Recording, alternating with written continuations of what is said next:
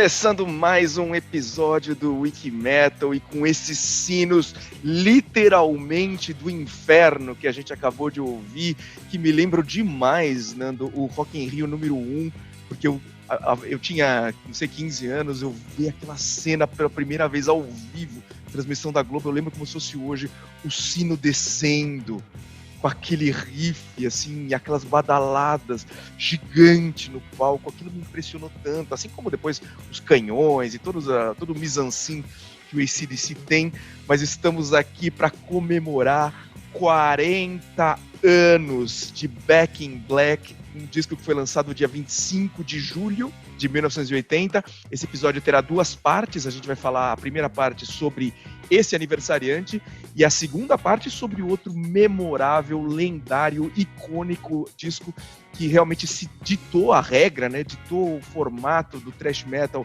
dos anos 90, que também faz, não 40 anos, faz 30 anos, dia 24 de julho, ou seja, dois grandes aniversariantes nesta semana, o Back in Black, dia 25 de julho, o Cowboys from Hell, do Pantera, dia 24 de julho de 1990.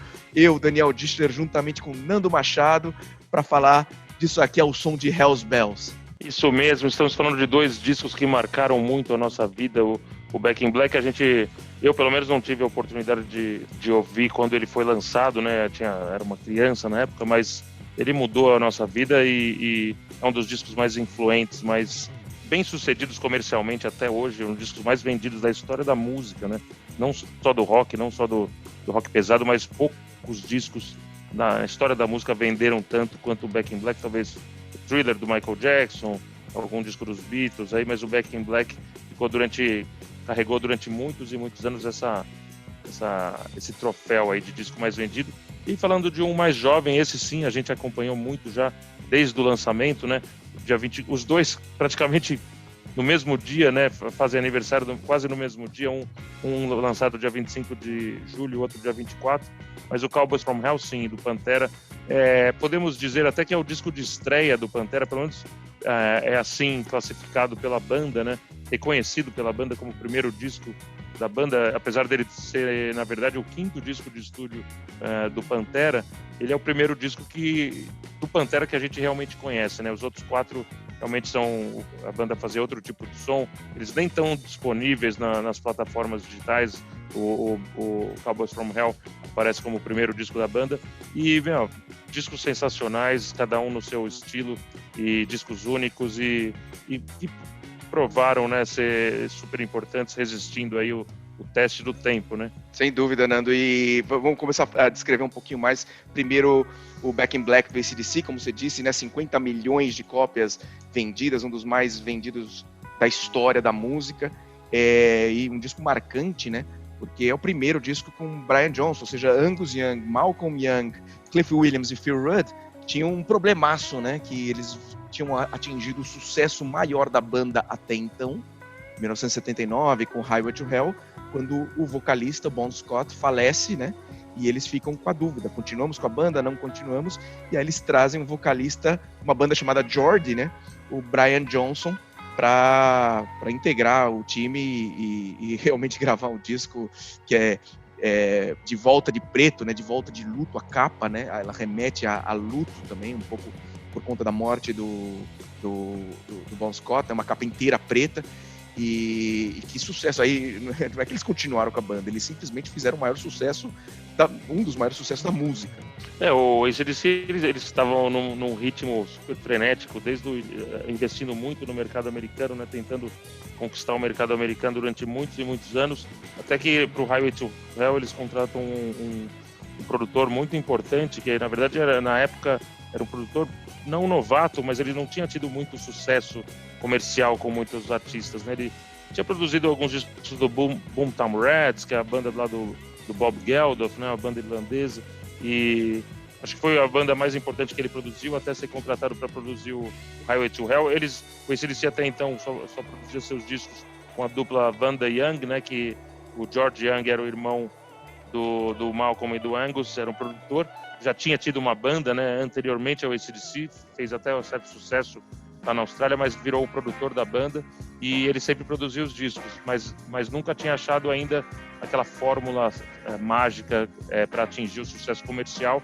Foi então que eles contrataram o Mutt Lange, esse produtor sul-africano. Ele nasceu num território que hoje faz parte da Zâmbia, mas ele é considerado sul-africano, a nacionalidade dele, e ele produziu o Highway to Hell, que realmente esse sim fez bastante sucesso nos Estados Unidos. É um disco maravilhoso também, é um dos melhores discos da carreira toda do AC/DC, e ele sim fez o AC/DC fazer bastante sucesso, e esse triste fato aí do destino, que foi a morte do Bon Scott, jogou um balde de água quase congelada em cima da banda, né? Tava finalmente conseguindo fazer sucesso nos Estados Unidos e explodindo, né? Assim, fazendo muitos shows lotados, vendendo muitos ingressos, vendendo muitos discos.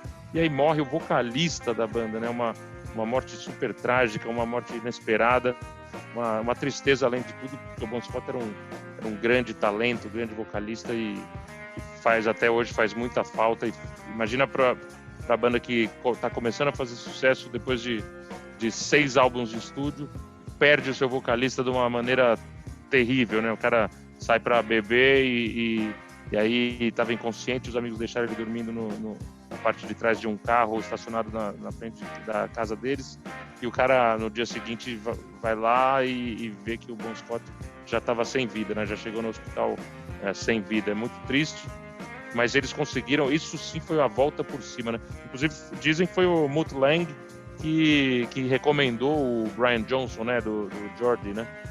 Acho que sim. A história diz que foi o Mutt Lange mesmo. Ele teve um dedo muito grande nesse disco. Diz que ele pedia pro Brian Johnson regravar cada trecho, assim, várias vezes, assim. Falava, não, você segurou demais a nota, não, você falou muito, a vogal muito aberta, a vogal muito fechada, você não soou a consoante direito. Ele fez, assim, quase que palavra por palavra ele gravar direito, e o vocal realmente desse disco, ele é impressionante, né? Ele é muito aparente, né? Muito na cara, assim, você ouve muito o vocal do Brian Johnson, e acho que uma decisão estratégica da banda de não querer esconder, assim, de que trocou o vocalista, e sim colocar isso na cara, falou, mudou o estilo um pouco, e esse é o nosso novo estilo, e daqui pra frente vai ser sucesso, e foi mesmo, né? E a gente ouviu ali no começo do episódio a abertura do Hell's Bells, e a gente tá ouvindo agora Shoot to Thrill, né? A segunda música do disco, né? O disco abre com Hell's Bells, depois vem Shoot to Thrill, música famosíssima também, fez parte da trilha sonora do Homem de Ferro, tal. E ele tem um trecho muito interessante, que é a parte entre os dois solos, que ela fica mais lenta, ela vai crescendo, e numa entrevista o Malcolm diz que essa parte foi inspirada, olha que coincidência, né, nas composições do Ennio Morricone, que recentemente nos deixou, que é The Good, The Bad and The Ugly e tal, que também tem, ele imaginava aquele tiroteio no final do filme, que tem um Clint Eastwood e tal, e esse crescendo, assim, tem trechos da composição da trilha sonora desse filme do Ennio Morricone que tem essa levada, e é muito parecido com o que a gente ouve aqui no Shoot to Thrill.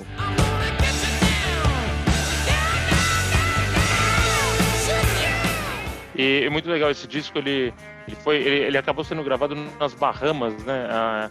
O disco, eles escolhiam estúdios em paraísos fiscais, até para fugir um pouco da taxação, né? Que era muito alta na Inglaterra, né? Em países assim, Estados Unidos, Inglaterra, eles tinham que pagar muito imposto. Acabaram indo gravar nas Bahamas, e quando eles chegaram lá, falaram que tinha tido um furacão alguns dias antes, e o estúdio estava destruído. Claro que eles sofreram muito com essa questão do estúdio tá caindo aos pedaços, mas mesmo assim tiraram o som e foram mixar o disco no Electric Lady, né? É um estúdio em Nova York, que é um estúdio que foi montado pelo Jimi Hendrix pouco tempo antes dele também morrer, e ele abriu esse estúdio Electric Lady, e vários discos lendários foram gravados lá, e o Back in Black foi mixado lá. Só pra gente terminar de falar do Mutt Lange, como produtor do disco é importante, né? Às vezes ele não aparece muito e não leva muitos créditos, e o Mutt Lange realmente é um cara muito reservado, né? Ele não sei se acho que ele mora na Nova Zelândia hoje em dia, mas ele é um cara que não dá entrevistas, muito reservado, e ele, depois que ele gravou o Back in Black, ele gravou Highway to Hell, depois produziu o Back in Black, ele ainda produziu For Those About to Rock com esse AC/DC, depois ele foi produzir uma banda nova que estava surgindo lá na Inglaterra, tal de Def Leppard, produziu High and Dry, depois produziu Pyromania, produziu Adrenalize, compôs músicas com eles e é o grande responsável também pelo sucesso comercial do Def Leppard, que explodiu com o terceiro disco de estúdio, que é o Pyromania, né? Muito influenciado pelo AC/DC, muito influenciado pelo AC/DC. Ele acabou produzindo também muitas estrelas pop, muitos artistas pop. Ele produziu o Bryan Adams, inclusive ele co-escreveu aquela música do Robin Hood, Everything I Do For You. Ele que fez a música junto com o Bryan Adams. Ele produziu Britney Spears, ele produziu Shania Twain, inclusive produziu e casou com a Shania Twain. Produziu muito esses artistas tipo Backstreet Boys, Michael Bolton, e o cara fez muito, muito sucesso e depois tá meio afastado. Produziu até disco do Nickelback também, mas se afastou e tá recluso, acho que já tem uma certa idade também, mas ele é um cara que mostra a importância dos produtores, né? Depois eu estava olhando isso, a gente vai falar do próximo disco, do próximo aniversariante, também tem um produtor muito importante que, sem dúvida, fez...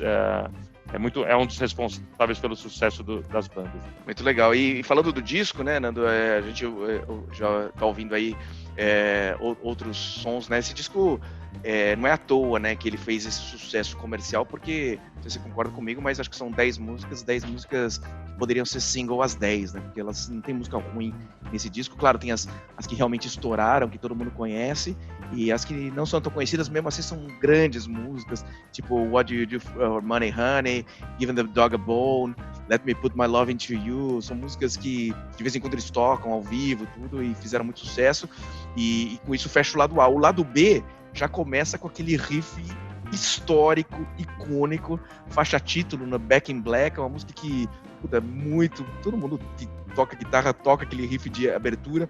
Eles falaram em entrevista também que esse riff era uma homenagem ao Bon Scott.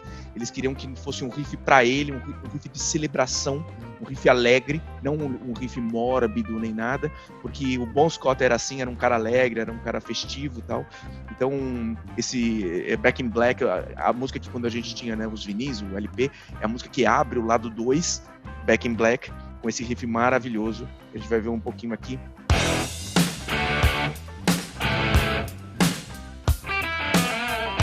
E Back in Black, Nando, é uma das músicas que teve mais versões, assim, de outros artistas gravando.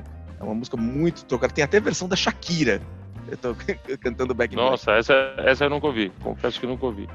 Eu fiquei curioso pra entender, porque a Shakira, apesar de tudo, eu acho que ela tem cara de ser fã de rock, né? Total. Tem uma pegada, principalmente quando ela ainda cantava em espanhol, quando eu lembro dela em 99, assim, vendo os vídeos dela na MTV na época, eu falava assim, essa menina devia cantar rock and roll, viu? Porque ela tinha uma pegada bem rock and roll, era bem legal.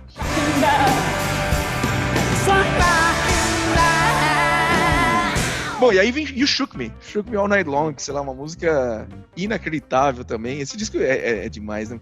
Essa música, Nando, é o primeiro single do Brian Johnson. É o primeiro single é a primeira vez que o AC/DC apresenta o Brian Johnson. You Shook Me All Night Long é o primeiro single lançado na voz do Brian Johnson. E que single, né? Porque realmente a hora que você ouve essa música, desde o riff, e é sensacional, a letra, tudo é muito legal. Uma das músicas que eu mais gosto desse disco, sem dúvida. E é interessante que a banda também está aproveitando esse aniversário do álbum para disponibilizar no canal deles do YouTube uma série de vídeos assim bem curtinhos, meio como se fossem pílulas. E eu acho que quando tiver tudo junto, quando terminarem, vai acabar virando um mini documentário ou um documentário onde eles contam a história das músicas, né? E o primeiro capítulo dessa série de vídeos é exatamente a banda contando como eles escreveram You Shook Me All Night Long. Existem algumas controvérsias aí sobre esse disco, né? Tem um autor chamado Jesse Fink, inclusive a gente conhece bem ele, já entrevistamos ele, eu tive com ele há pouco tempo atrás. Ele escreveu um livro chamado Bon, The Last Highway, desculpa, que conta a história dos últimos dias da vida do Bon. E lendo o livro, a gente fica na dúvida se realmente tem trechos aí ou algumas letras desse disco foram escritas pelo Bon Scott. Mas, controvérsias à parte, o Brian Johnson merece todo o crédito por ter cantado o disco e ter feito parte da banda, né, durante 40 anos aí. Teve um hiato onde ele acabou tendo um problema de saúde há pouco tempo, ficou um tempo fora, durante uma turnê, se eu não me engano, e acabou voltando depois.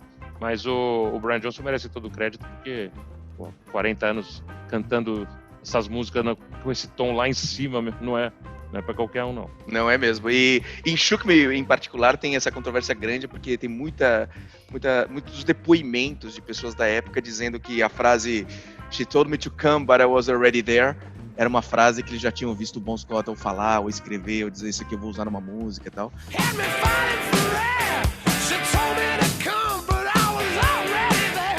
Talvez não seja do tipo, ele escreveu todas as letras ou várias músicas e tal, mas trechos é bem provável que tinha alguns trechos que eles acabaram usando.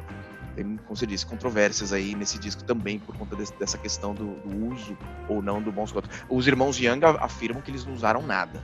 A gente também não tem que entrar nessa questão, acho que é uma questão muito pessoal deles, envolve, pelo que eu li no livro, eles pagam créditos como se tivesse sido escrito pelo Bon Scott para a família do Bon Scott.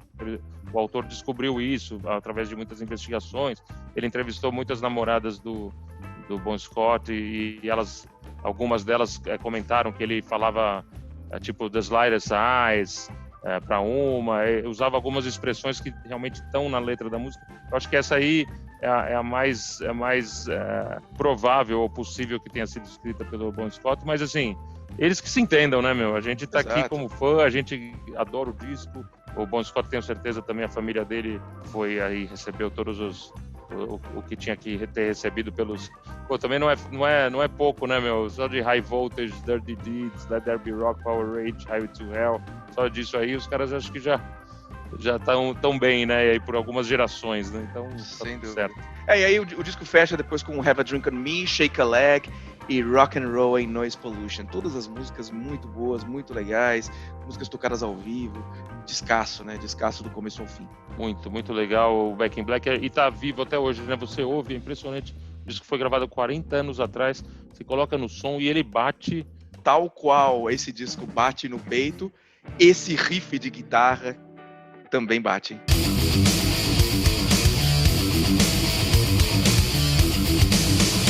E é assim que abre o famosíssimo, icônico Cowboys from Hell, de 24 de julho de 1990, 30 anos atrás exatamente. Esse disco faz aniversário com esse riff espetacular de Dimebag Darrell, né? Banda, como o Nando disse no começo, né? A gente pode dizer que é o primeiro disco do Pantera, os outros 4 nem eles consideram como discos mesmo da discografia do Pantera, outro som, outro visual, outro tudo. Até a produção era mesmo deles, assim, bem mais amadora. Mas Phil Anselmo, Dimebag Darrell, Rex Brown e Vinnie Paul, acho que estrearam aí, né, Nando? Estrearam com peso. Eu lembro que realmente os caras... a gente já tinha ouvido muito thrash metal, né? Metallica, Slayer, Megadeth, Anthrax e tudo, mas acho que o Pantera veio com um tempero diferente. Era acho que exatamente aquele molho extra hot do Texas. Os caras acrescentaram ao thrash metal, ao metal em geral. E assim, eu tava ouvindo o disco antes da gente gravar, ouvi o disco inteiro. E impressionante, assim, a guitarra, né, do Dimebag. Dá pra perceber que ele era muito fanático pelo Ed Van Halen, né?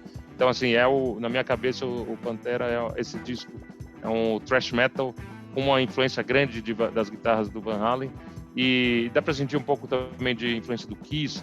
Tem uma coisa um pouco de Judas Priest, mas um fato muito curioso sobre esse disco é que a banda foi recusada 28 vezes a mandar material para gravadoras das majors, né, Warner, selos grandes, né, Warner, EMI, Universal, na época acho que Polygram, Sony, todas essas CBS, esses selos gigantes aí do mundo da música, e foram recusados apenas 28 vezes. Imagina, tem 28 executivos de gravadora que disseram não pro Pantera nessa época. Como é que será que esses caras dormem à noite? É mais ou menos que nem a gente vê, né, aquele personagem até fictício, mas que representa vários empresários da música no filme do Queen, né, também, que o cara criticando o Bohemian Rhapsody e tal. Como será que o cara dorme hoje também? Deve ser desse jeito, que esses 28 executivos da música devem dormir. Inclusive nessa fase, né, Nando, de que eles estavam tentando as gravadoras, eles tinham gravado uma demo. Uma demo com 11 músicas, eles mesmos produziram. Dessas 11 músicas, 10 foram pro disco, somente uma que chamava The Will to Survive, acabou não entrando. Depois ela foi colocada, inclusive, numa dessas edições deluxe, como um bonus track. Mas você vê como a demo já era forte, né? Porque esse disco icônico, das 11 músicas da demo, 10 entraram. E o disco é tão forte que recentemente, alguns anos atrás, a Guitar World fez uma lista dos 100 melhores discos da história, 100 maiores discos da história. A Guitar World, obviamente, é uma revista especializada em guitarra, e esse aqui ela coloca como 11º melhor disco da história. Então, realmente um disco muito bacana. E depois do Cowboys from Hell vem o Primal Concrete Sledge, e aí a Psycho Holiday, que é uma das músicas que eu mais gosto desse disco. Ela tem um refrão muito engraçado, porque é muito catchy, assim, uma coisa que não é tão pro Pantera, mas que me lembra muito aquele thrash dos anos 80, um pouco, talvez o Metallica do Clemol, ou Metal Church, essas bandas assim, e um refrão muito bacana.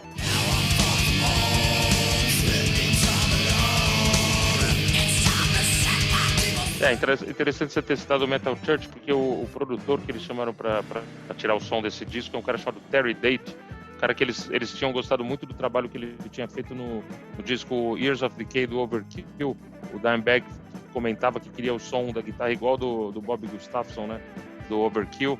E aí chamaram o Terry Date, que tinha produzido esse disco, o cara que tinha trabalhado já com o Soundgarden, tinha trabalhado com o Metal Church, tinha produzido o disco do Dream Theater, e logicamente, mais pra frente, foi ele que produziu o Repentless do Slayer, ele produziu o Savages do Soulfly também. Esse cara, Terry Date, o cara tem a manha de tirar som de guitarra, e o Dimebag Darrell já tinha percebido isso por causa do disco do Overkill, convidou o Terry Date e foi uma escolha muito acertada, porque ele acabou produzindo também o Vulgar Display of Power. Ele produziu os 4 discos do Pantera que vieram na sequência, né? Foram os grandes discos, acho que fizeram toda a fama do Pantera ser uma das grandes bandas do metal aí a partir dos anos 90. É muito legal, e inclusive esse gancho que você falou da fama do Pantera, né, nos anos 90, a gente, claro, conhece o Pantera como a banda icônica, como uma banda importante, mas se a gente se teletransportar para essa época, para 25 de julho de 1990, quando saiu esse disco, a banda era uma ilustre desconhecida, né? Ninguém conhecia muito o Pantera. Claro, eles tocavam no circuito local, principalmente no Texas e tal, mas eles não eram uma banda conhecida. Para lançar esse disco fantástico, eles começaram a ser convidados para abrir outros shows. Então, na turnê do Cowboys from Hell, não era uma turnê do Pantera, assim, promovendo o seu disco como uma grande banda, como aconteceu depois, como com o Vulgar Display, ou com outros discos, que daí sim a banda já era conhecida. No Cowboys, eles eram uma banda de abertura. Eles abriram um festivalzinho com Êxodos e com Suicidal Tendencies, eles abriram pro Judas Priest, eles abriram pro Fates Warning, eles abriram pro Morbid Angel, e eles abriram pro nosso querido Sepultura também. É interessante isso, né? Os caras abriram os shows do Sepultura. E você falou do Judas Priest, fora da ordem aqui que a gente estava falando do disco. Tem uma música desse disco que as pessoas, a gente pensa no Phil Anselmo não muitas vezes como um grande vocalista, assim, de alcançar notas altas ou fazer... a gente não compara ele com muitos grandes vocalistas assim do metal. Mas ele, na 7ª música desse disco, na Shattered, põe um trechinho aí, ele tá totalmente Rob Halford nessa música, dá pra ver muito a influência do Judas Priest que o Pantera tinha.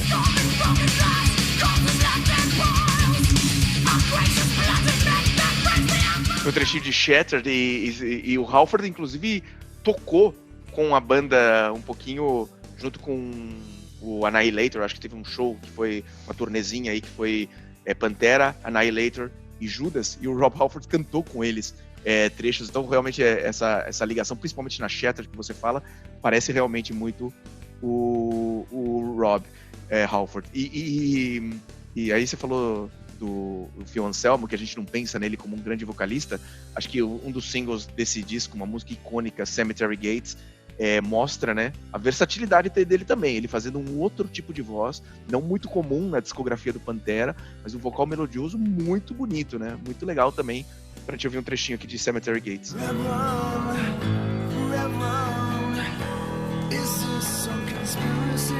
Esse foi um trechinho da Cemetery Gates, a quinta faixa do Cowboys from Hell, disco praticamente, entre aspas, o disco de estreia do Pantera, pelo menos o Pantera que a gente conhece, que a gente ama. E essa música realmente é fora da curva, né? É uma música que ela não é uma power ballad, uma balada ao pé da letra, né? Uma daquelas baladas para tocar no rádio, exatamente. Primeiro porque ela tem 7 minutos, né? Segundo porque ela começa... A mais longa da discografia do Pantera. A mais longa da discografia do Pantera e ela começa lenta, tem uma parte lenta muito bonita e tal, e tem uma parte muito pesada que remete um pouco àquelas músicas, as baladas do Metallica antigas, né? Na época de One, na época de Fade to Black, Sanitarium, aquelas músicas do Metallica que começavam lentas e depois viravam super pesadas. E essa música, meu, tem um solo que é inacreditável, meu. É perfeito, assim, é um dos grandes clássicos do metal, na minha opinião. Cemetery Gates, que musicaço.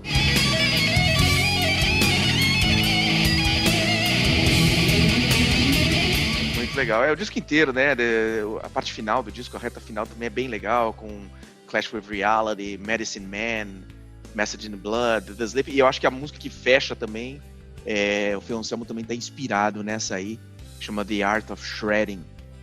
Tanto o Phil Anselmo como o Daime, acho que eles estão muito inspirados nessa música.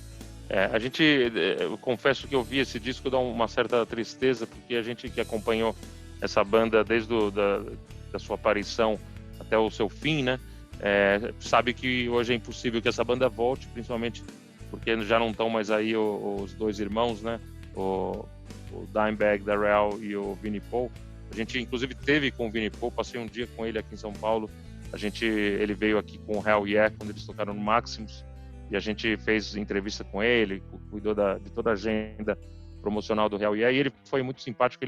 Acabei indo jantar com ele depois, ele me convidou para jantar com a banda toda, e eu tive esse prazer de ter esse jantar com o Vinnie Paul. Ele foi muito simpático, muito legal, contou as histórias do Pantera. Realmente é uma pena eles terem partido tão cedo, né? O Dimebag, de uma maneira doente, né? Uma maneira que não tem o que dizer. O cara foi assassinado no palco, né? Por um maluco, tirou a vida do cara no meio do show da banda dele, já depois do Pantera, né? Não era o Pantera, e o Vinnie Paul, acho que nunca conseguiu superar a perda do irmão realmente, né? Tanto é que nunca teve nenhuma possibilidade de uma volta do Pantera, até porque ele era muito magoado com o Phil Anselmo, né? Existem boatos aí que o Pantera poderia voltar para uma turnê com o Zakk Wylde na guitarra e com outro baterista. Eu não sei se é uma boa ideia. Talvez seria interessante ver essa banda, seria muito legal ver uma banda dessas fazendo shows, né, com o repertório do Pantera, talvez com outro nome, né? Talvez um Pantera from Hell ou Cowboys from Hell, como eles até já sugeriram. Acho que seria mais justo, né? Porque a gente sabe que os dois irmãos Abbott não estariam dispostos a voltar com a banda, mas seria muito legal realmente ver o Rex Brown, o Phil Anselmo tocando as músicas do Pantera, ainda mais com o Zakk Wylde na guitarra. A gente sabe que tinha uma relação de amizade com eles durante muitos anos, né? Sem dúvida, muito legal. E para terminar, né, o nosso episódio, acho que podemos falar um pouquinho também do final. A gente falou um pouquinho dessa turnê do Cowboys from Hell. Aconteceu um evento que acho que foi o evento que catapultou a banda para outro patamar, como é o termo que se diz hoje, né? Na época, né, tinha o Monsters of Rock, era um circo itinerante, né, que viajava por vários países com mais ou menos o mesmo line-up, não exatamente igual, ele mudava de país para país. E nessa época, 2 meses depois do lançamento do Cowboys from Hell, a perna europeia do Monsters of Rock estava rolando, e a gente está falando de alguns meses antes do final do muro, da queda do muro de Berlim. Então, nessa época, começou a ter uma abertura muito maior para bandas ocidentais tocarem em países que pertenciam à Cortina de Ferro. Claro que nos anos 80 já teve também, o Iron Maiden tocou lá, o Bon Jovi tocou lá, o Scorpions tocou lá, mas não era tão comum assim. E o Monsters ele passeou aí pela Polônia, pela Hungria, por alguns países da Cortina, e as duas principais bandas que tocaram praticamente em todos os shows dessa perna terminava com AC/DC e Metallica. Não era um show muito bom, não. Só AC/DC e Metallica. E aí tinha outras bandas, o Queensryche, que participou de várias desses shows nesses países, o Motley Crue também participava e tal. E no dia que eles tocaram na União Soviética, não era a Rússia ainda, né? Estava prestes a cair, faltava 2-3 meses para cair o muro e a União Soviética se dissolver. Eles tocaram em Moscou, dia 28 de setembro de 91, AC/DC, Metallica e Pantera. 500 mil de pessoas. Diz que tinha ali, né? Não sei se é verdade esse número, mas também na União Soviética também os números não são tão fáceis da gente confiar. Até hoje, né? Até hoje. Mas de qualquer jeito, um momento grandioso pro Pantera, né? Que veio dali de 6, 7, 8 anos tentando coisas, não conseguindo, grava o Cowboys from Hell, 2 meses depois está tocando junto com AC/DC, com Metallica, em Moscou, né? Ali acho que foi o momento que a banda virou. A banda virou a grande banda que a gente conheceu depois. Eu acho que o Pantera foi a grande banda de metal que apareceu nos anos 90, a maior banda da década, e isso aí é muito difícil alguém tirar deles. Engraçado você ter falado do Iron Maiden, que você citou o Iron Maiden ter sido realmente uma das primeiras bandas a tocar nos países comunistas aí da Europa Oriental. Mas só uma curiosidade, o Terry Date, que foi o cara que produziu esses 4 discos clássicos do Pantera, né? O Far Beyond Driven, o Cowboys from Hell, o Vogel Display of Flower e o The Great Southern Trendkill. Todos eles foram produzidos pelo Terry Date, mas o Terry Date também trabalhou com Iron Maiden no comecinho da carreira. Ele produziu uma música chamada Woman in Uniform e ele foi assistente de produção do Martin Birch no Killers, ou seja, tudo está interligado, né? Você não tem nada por acaso. Você vê que o Mutt Lange, que a gente falou do Back in Black, depois foi trabalhar com o Def Leppard e responsável pelo High and Dry e pelo Pyromania, né, que foram os discos que estouraram o Def Leppard. O Terry Date, o cara que trabalhou com Overkill, Metal Church, Soundgarden, acabou indo trabalhar com o Pantera, produziu os grandes do Pantera, também depois acabou produzindo o Slayer. Então é importante dar esse crédito aos produtores, acho que fazem parte da banda também em alguns casos, né? Muitas vezes é o sexto integrante, é o quinto integrante da banda, né? Naquele momento que eles estão em estúdio, e sem dúvida, sem esses grandes produtores, talvez a gente não tivesse, com certeza os discos não seriam exatamente o que eles foram, né? Sem dúvida. Nando, é isso pro nosso episódio, 40 anos de Back in Black, 30 anos de Cowboys from Hell, 24 de julho e 25 de julho. Isso mesmo, que discos, meu, que discos, e vamos ficar aqui ouvindo, porque esses discos não cansam, não enjoam nunca. É isso aí, nos vemos daqui a 2 semanas? Exatamente, daqui a 2 semanas estaremos com mais um episódio do nosso querido podcast Wiki Metal.